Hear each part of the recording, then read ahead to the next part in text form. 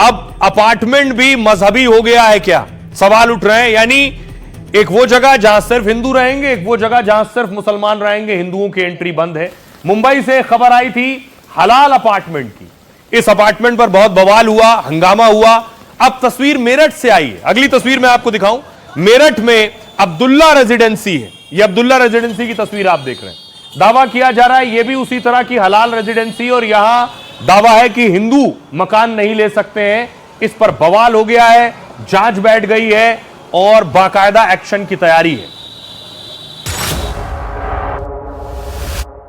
मेरठ के हापुड़ रोड पर 22,000 वर्ग मीटर में बनाई जा रही है अब्दुल्ला रेजिडेंसी। इसमें 78 विला बनाए जा रहे हैं। करीब 3,000 वर्ग मीटर को कमर्शियल गतिविधियों के लिए रखा गया है।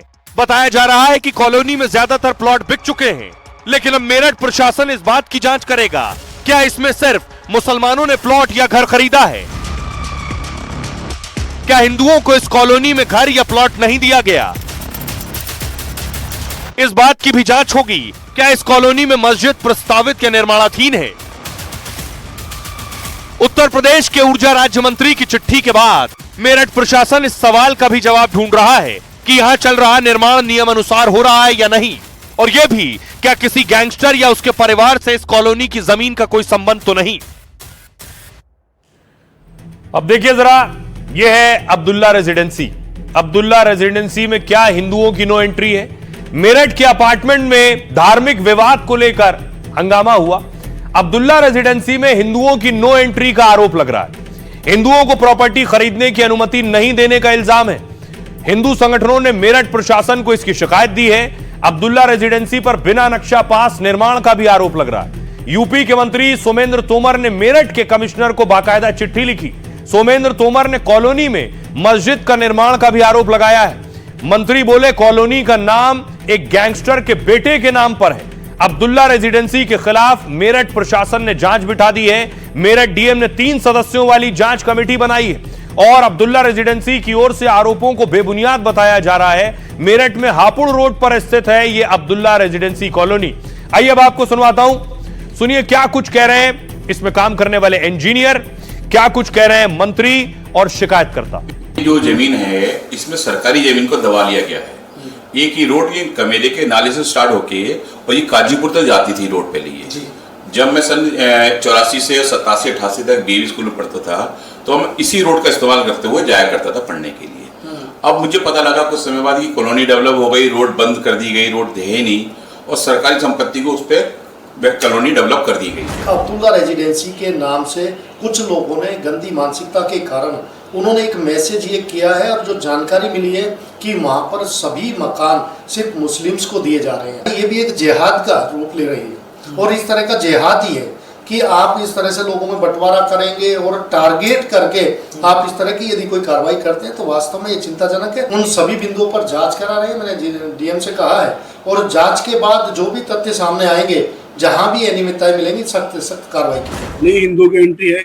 मैं खुद शर्मा हूँ और एक नितिन यादव है हमारे स्टाफ, और गुप्ता भी हैं काफी सारे, और दूसरी बिरादरी के भी हैं, काफी लोग हैं यहाँ पे। सबकी एंट्री है, ऐसा कुछ नहीं है कि यहाँ पे सिर्फ मुस्लिम भी आ सकते हैं, हिंदू भी आ सकते हैं, कोई दिक्कत नहीं है किसी प्रकार की भी। तो इंजीनियर का कहना है अब्दुल्ला सोसाइटी के यहां सभी की एंट्री है, लेकिन इसी तरह का मामला मुंबई में आया तब भी बवाल शुरू हुआ। देखिए मुंबई में क्या था।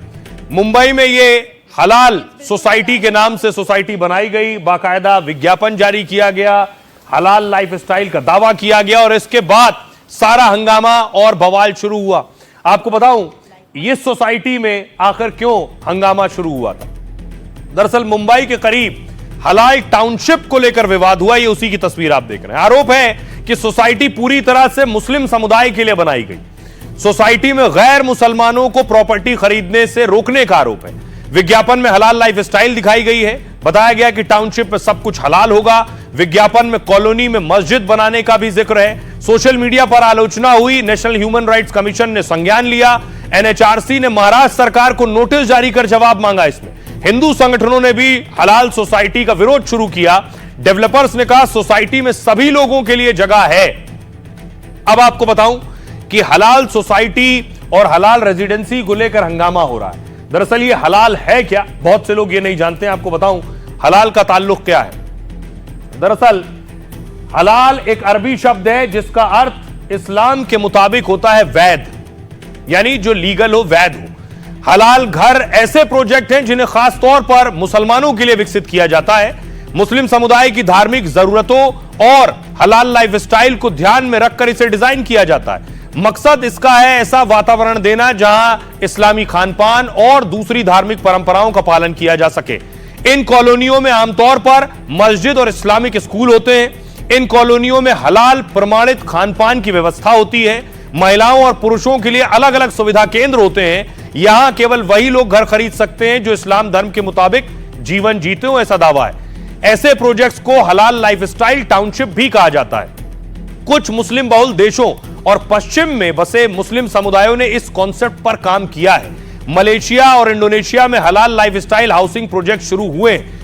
हलाल शब्द का संबंध लोन से भी होता है। इस्लाम में ब्याज मुक्त लोन को हलाल माना जाता है। इस्लामिक कानून के मुताबिक ब्याज हराम होता है, लेकिन इस्लामिक बैंक ब्याज नहीं लेते हैं। आइए अब आपको सुनवाता हूं, सुनिए मुंबई के लोग क्या कह रहे हैं। अफवाह फैलाई जा रही है, हिंदू मुसलमान किया जा रहा है। यहाँ पर मेरे पास कई ऐसे क्लाइंट है जो नॉन मुस्लिम है, हम लोग ने यहाँ पर प्रॉपर्टी दी है उनको। हलाल का मतलब तुम निकालो, पूछो किसको दी कानून, उसमें निकाल दो।